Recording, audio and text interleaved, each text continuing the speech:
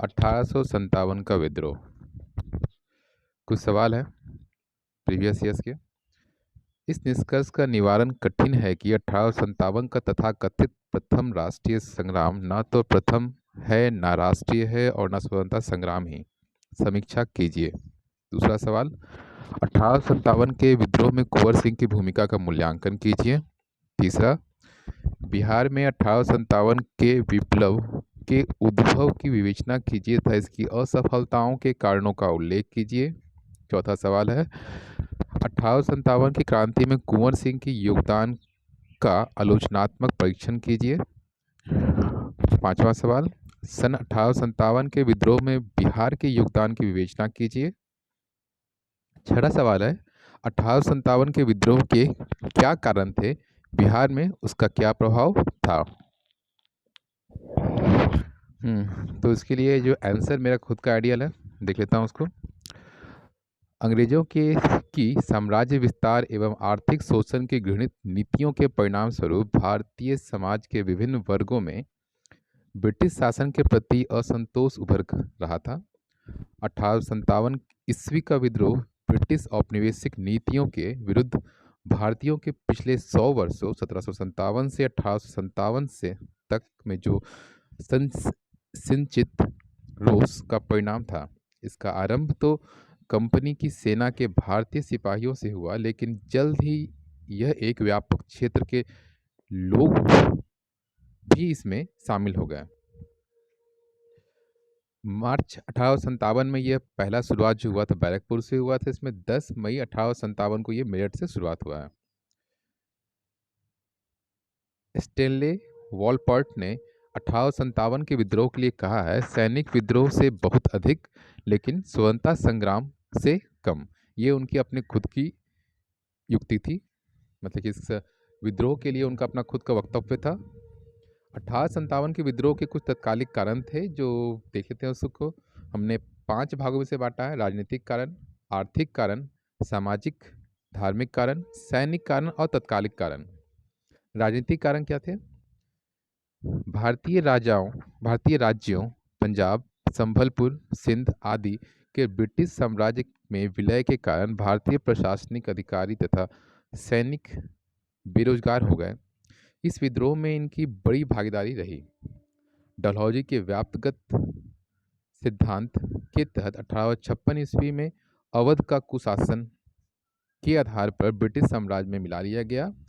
अवध के अधिग्रहण से कंपनी की सेना में विद्रोह का वातावरण बना, क्योंकि अधिकांश सिपाही अवध के थे। पेशवा बाजीराव द्वितीय के दत्तक पुत्र नाना साहब के पेंशन बंद करने तथा मुगल बादशाह बहादुर शाह के उत्तराधिकारी की राजकीय उपाधि एवं ऐतिहासिक लाल किले से वंचित करने वाला प्रस्ताव से जनता में आक्रोश की भावना को बढ़ाया। अंग्रेज भारत में सदैव विदेशी बने रहे, वे भारतीय समाज में घुल मिल नहीं पाए। न्यायालयों में पर्शियन भाषा को हटाकर अंग्रेजी भाषा के प्रयोग से मुसलमान नाराज थे। ये हो गया इसका राजनीतिक कारण। इसके बाद है आर्थिक कारण। अंग्रेजों द्वारा ब्रिटिश व्यापारियों और उद्योगपतियों के पक्ष में अपनाई जाने वाली नीतियों ने भारतीय हस्तशिल्प उद्योग का पतन कर दिया। परिणाम स्वरूप बड़ी संख्या में शिल्पी व कारीगर बेरोजगार हो गए। दूसरा कारण था अंग्रेजों की भू राजस्व नीतियों, अस्थायी बंदोबस्त, रैयतवाड़ी, महालवाड़ी ने देश के पारंपरिक आर्थिक ढांचे का पूर्णतया विनाश कर दिया। इन नीतियों ने किसानों, जमींदारों, मुखिया वर्ग को निर्धन बना दिया था। तीसरा कारण भारतीय अर्थव्यवस्था पर व्यापार नियंत्रण का गहरा आघात लगा था, जिससे कई देसी राजवाड़े नष्ट हो गए। चौथा कारण जटिल न्याय प्रणाली तथा निचले स्तर पर फैले प्रशासनिक भ्रष्टाचार ने आम आदमी को बुरी तरह प्रभावित किया। ये हो गया आर्थिक कारण। तीसरा कारण में हम लोगों ने क्या रखे थे? सामाजिक धार्मिक कारण। लॉर्ड विलियम बेंटिक और डलहौजी द्वारा किए जाने वाले समाज सुधार, सती प्रथा, कन्यावध, बाल विवाह का निषेध, विधवा पुनर्विवाह को भारतीयों ने सामाजिक व सांस्कृतिक मामलों में अनावश्यक हस्तक्षेप माना। अंग्रेजों का भारतीयों के प्रति व्यवहार एवं उनकी सोच बहुत अपमानजनक हुआ करती थी। वे भारतीयों को काले अथवा सुअर की संज्ञा देते थे। 1813 ईस्वी के चार्टर अधिनियम द्वारा ईसाई मिशनरियों को भारत में धर्म प्रचार की अनुमति दी गई। 1856 के धार्मिक अयोग्यता अधिनियम ने भी हिंदू रीति रिवाजों को परिवर्तित किया। अगला कारण, अंग्रेज न्यायाधीश भारतीयों के साथ पक्षपातपूर्ण निर्णय करते थे। ये हो गया। इसके बाद हम लोग देखते हैं सैनिक कारण। अंग्रेजी सेना में भारतीय सैनिक सूबेदार के पद से ऊपर नहीं जा सकते थे। साथ ही यूरोपीय और भारतीय सैनिकों के वेतन में भी असमानता थी।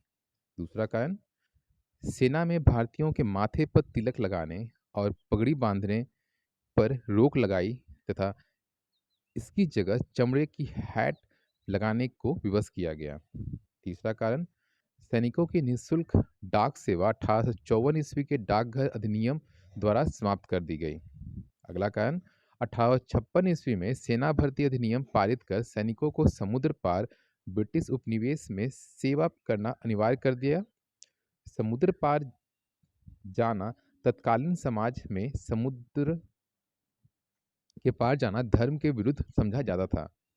अंगल अफगान युद्ध, आंग्ल सिख युद्ध, क्रीमिया युद्ध में अंग्रेजों की पराजय से भारतीय सैनिकों को लगने लगा कि ब्रिटिश शासन के दिन अब लद गए हैं। ब्रिटिश सेना में भर्ती सैनिक मूलतः किसान वर्ग से थे, अतः किसानों का दर्द वे वर्दीधारी किसान अच्छी तरह समझ रहे थे। उस समय की तत्कालीन जो कारण थे वो क्या थे? ब्रिटिश शासन ने दिसंबर 1856 ईस्वी में सैनिकों के लिए ब्राउन वेस्ट की जगह एनफील्ड राइफल के प्रयोग का फैसला किया, जिसमें चिकनाई लगे कारतूस को दांत से काटना पड़ता था। जनवरी 1856 में यह अफवाह फैली कि कारतूस में गाय और सूअर की चर्बी लगी है। इससे हिंदू और मुसलमान सैनिकों को यह लगने लगा कि सरकार जानबूझकर उनके धर्म को भ्रष्ट करना चाह रही है। इस प्रकार देखा जाए तो कंपनी शासन द्वारा आधिकारिक राजस्व वसूली के क्रम में जो नीतियां अपनाई गईं वही विद्रोह का प्रमुख कारण बनी। हालांकि इसकी व्यापक अभिव्यक्ति सैनिकों द्वारा 1857 के विद्रोह के रूप में सर्वप्रथम की गई।